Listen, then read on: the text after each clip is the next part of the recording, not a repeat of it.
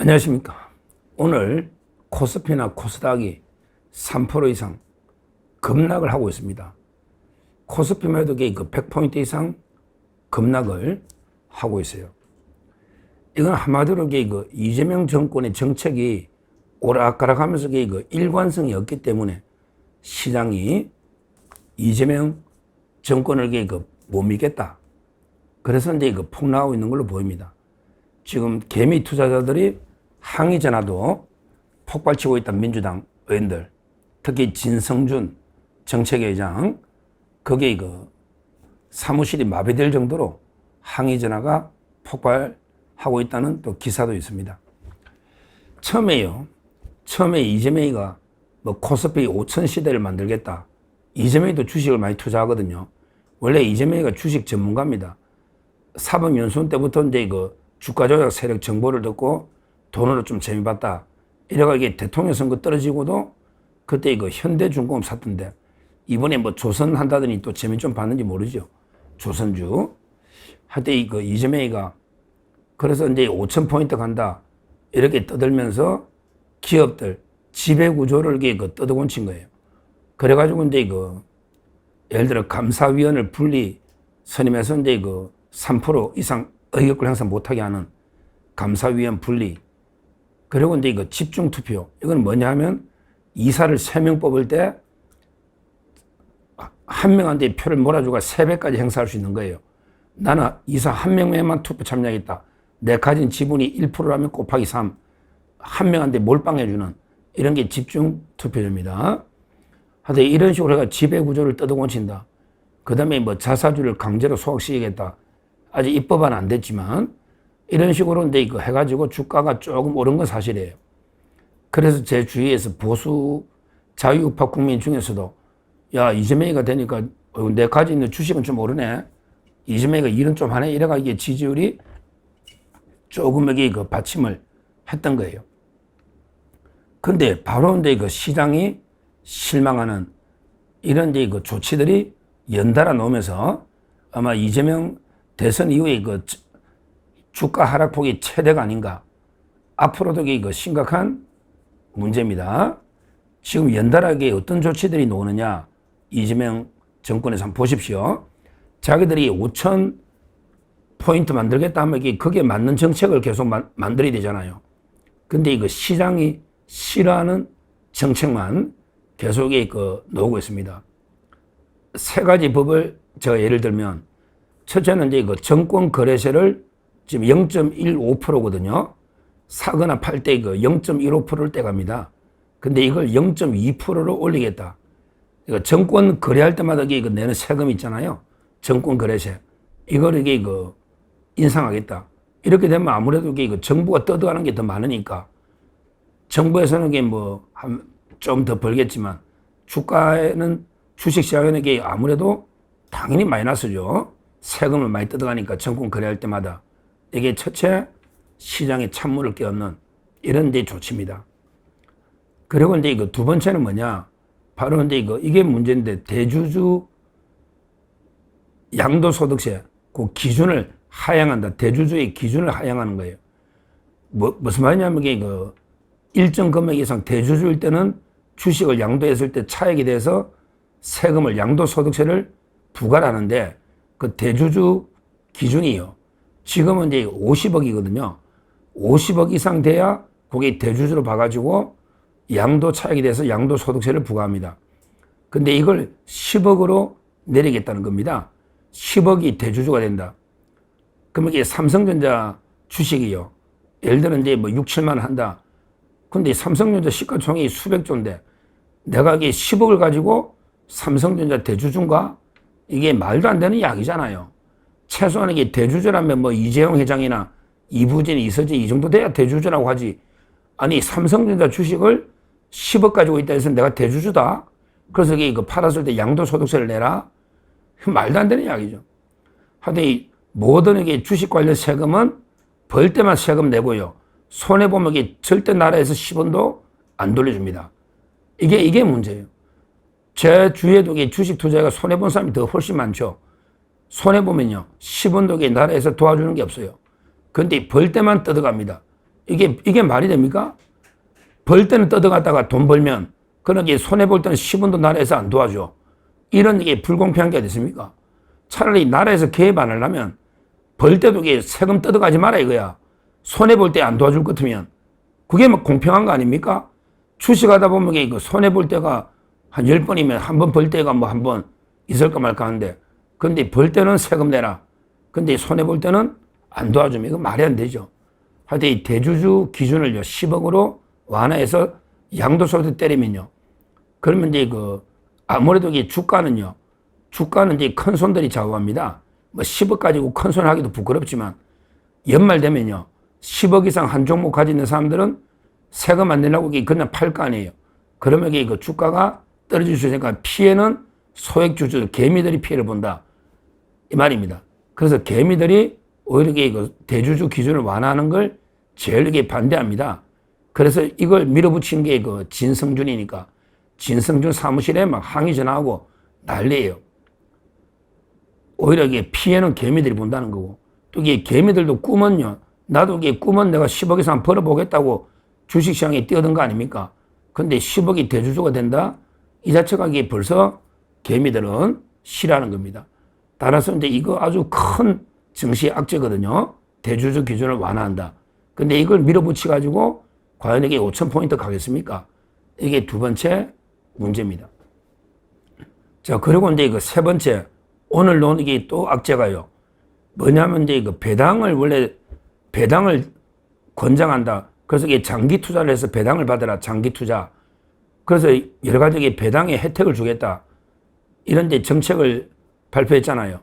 그 대표적인 게 배당의 혜택을 주는 대표적인 게 배당 소득을 분리과세하는 거예요. 이게 무슨 말이냐? 예를 들어 제가 이제 변호사 하다가 뭐 1억 벌었다. 근데 주식회가 배당을 5천만 원 번다.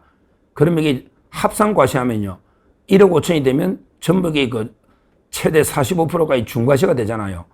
합산해버리면 배당 소득하고 내가 이제 사업소득하고 합쳐버리면 전부 대부분 최고 세율 적용을 받으면 지방세 빼더라도 한 45%까지 최고 세율 적용되는 거예요. 지방세까지 내면 한 50% 가까이 될 거예요. 근데 배당 소득을 분리과세하면, 그러면 배당을 통해서 내가 한 3천만 원 벌어도 지금 이게 뭐 14.5% 기본적인 세금만 내면 분리과세하면 피해 세금이 적잖아요. 세금이. 근데 이거는 상당히 배당을 권장하는 좋은 제도입니다. 장기 투자를 유도하는. 근데 정부가 또 이게 배당 많이 받는 놈도 부자 아니냐? 왜 부자한테 자꾸 세금 혜택을 주느냐? 이런 이제 좌파 논리에 의해서 배당 소득 분리과세가 사실상 거의 유명무실하게 형해화됩니다. 이게 무슨 말이냐? 일단 이게 배당 소득을 분리과세 하더라도 최고 세율이 35%까지 때립니다. 그럼 지금 45% 합산과세하고 별 차이가 안 나죠. 분리과세를 해도 일정 금액이 넘으면 35%까지 때리겠다, 최대. 그러면 이게 10% 큰 차이가 없잖아요. 이런 이제 문제가 있고요. 더 심각한 문제가 모든 종목을 배당 소득이 분리과세 해주는 게 아니에요. 무슨 말이냐면 이게 배당 성향이 뭐 40%가 넘고 뭐 어쩌고저쩌고 요건이 엄청 까다로워요. 그래서 지금 해당되는 거는요, 주로 이제 금융주, 예를 들어 뭐 신한금융투자다, 또는 이게 뭐 KB금융투자, 이런 이제 은행 주식들은 배당을 많이 하잖아. 배당 성향이 40%가 넘는 요런 주식들만 이게 분리과세 해주겠다. 그러면 이게 해당되는 게요, 종목이 코스피 종목 한 2천 몇백 개 있다. 그 중에 10%가 채 안 될 겁니다. 무슨 말이냐면 이게 배당 성향이 아주 높은 금융주나 또는 이게 통신주 있잖아. SK 텔레콤이 속해 있는 뭐 SK 스퀘어인지 뭐 SK 있잖아요. 또는 이게 뭐 KT, 이런 이제 금융주들은 배당 성향이 높거든요. 이런 주식들을 장기 보유한 사람들만 분리과세 혜택을 보는 거예요. 그러니까 지금 이제 삼성전자 주주가 몇백만, 한 300만 명 될 겁니다. 삼성전자 주주들은 장기 보유해도 이게 해당이 안 돼요. 왜냐? 삼성전자나 이런 제조업은 배당 성향을 이게 뭐 40% 이렇게 고배당 할 수가 없잖아요. 투자를 해야 되니까. 그러니까 이제 뭐 삼성전자 또는 SK 하이닉스 이런 이제 투자를 많이 하는 뭐 예를 들어 이제 그 하나 에어로스페이스 이런 시가총액 5등 안에 드는 상당히 그 이런 종목들은 아무리 내가 배당을 들고 있어도 분리과세 혜택의 아예 원천 요건이 안 되는 거예요. 그러니까 지금 삼성전자 소액 주주들에게 뿔이 난 거예요. 아니 배당 소득을 분리과세한다면서 왜 이렇게 요건을 엄격하게 정했냐? 거기에 해당되는 게 10% 남짓 금융주나 통신주밖에 안 되니까 심각한 게 그 이야기 노는 거예요. 그래서 이제 오늘 코스피가 폭락하는 게 아닌가 이렇게 봅니다. 그러니까 법안 보세요. 정권거래세 인상, 그 다음에 그 대주주 기준 완화, 양도소득세, 그리고 이제 그 배당소득 분리과세를 실질적으로 이게 다 모든 종목 해당되는 게 아니고 사실상 그 유명무실하게 좁혀버린 요건을 까다롭게. 그러니까 이제 그 이래가지고 이게 무슨 코스피 5천이 가느냐 이런 이제 그 실망 매물과 불만. 그래서 그 개미들이 지금 엄청나게 그 불만이 이재명 정권에 많습니다. 자, 이런 식으로 그 주가가 급락하면요. 이재명 정권의 지지율도 급락한다. 이렇게 봅니다. 우리 옛날에 마키아벨리가 이런 말을 했거든요.